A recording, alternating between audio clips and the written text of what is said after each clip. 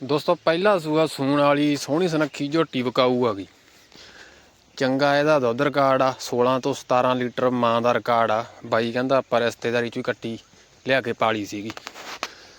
10 ਦਸੰਬਰ ਨੂੰ ਇਹਦੇ ਦਿਨ ਪੂਰੇ ਹੋਣੇ ਹੈਗੇ ਤੇ ਸਾਰੇ ਪੱਖਾਂ ਤੋਂ ਹੀ ਸੋਹਣੀ ਆ, ਸੁਨੱਖੀ ਆ, ਸਾਫ ਸੁਥਰੀ ਹੈਗੀ। ਬਾਕੀ ਅੱਗੇ ਫੁੱਲ ਤਸੱਲੀ ਤੁਸੀਂ ਕਰਨੀ ਹੈਗੀ। ਸਕਰੀਨ ਦੇ ਉੱਤੇ ਨੰਬਰ ਚੱਲੀ ਜਾਂਦਾ ਹੈ। ਲਕਸ਼ਮੀ ਡੇਅਰੀ ਫਾਰਮ ਵਾਲਿਆਂ ਦੇ ਕੋਹੇਨੂਰ ਤੋਂ ਇਹ ਗੱਭਣ ਆ। ਕੋਹੇਨੂਰ ਦਾ ਸੀਮਨ ਬਾਈ ਕਹਿੰਦਾ ਤਾਂ ਲਵਾਇਆ, ਬਾਈ ਕੋਲੇ ਪਹਿਲਾਂ ਝੋਟੀ ਆ ਕੋਹੇਨੂਰ ਦੀ, ਉਹਨੇ ਬਹੁਤ ਵਧੀਆ ਰਿਜ਼ਲਟ ਦਿੱਤਾ ਹੈਗਾ। 10 ਲੀਟਰ ਵਾਲੀ ਮਾਂ ਸੀਗੀ ਤੇ ਕਹਿੰਦਾ 14 ਲੀਟਰ ਪਹਿਲੇ ਸੂਏ ਉਹਨੇ ਦੁੱਧ ਦੇਤਾ, ਤਾਂ ਕਰਕੇ ਬਾਈ ਨੇ ਇਹਦੇ ਕੋਹੇਨੂਰ ਹੀ ਲਾਤਾ। ਤੇ ਬਾਕੀ ਫੁੱਲ ਤਸੱਲੀ ਕਰ ਲਿਓ। ਪਿੰਡ ਸਿਰਗੇ ਵਾਲਾ, ਤਹਿਸੀਲ ਰਾਮਪੁਰਾ ਫੂਲ, ਜ਼ਿਲ੍ਹਾ ਬਠਿੰਡਾ। ਰੇਟ 140 ਆ। ਬਾਕੀ ਮੌਕੇ ਤੇ ਮਾਣ ਤਾਣ ਜ਼ਰੂਰ ਹੋ ਜਾਊਗਾ। ਵੀਡੀਓ ਚੰਗੀ ਲੱਗੀ ਤਾਂ ਅੱਗੇ ਸ਼ੇਅਰ ਜ਼ਰੂਰ ਕਰ ਦਿਓ। ਧੰਨਵਾਦ।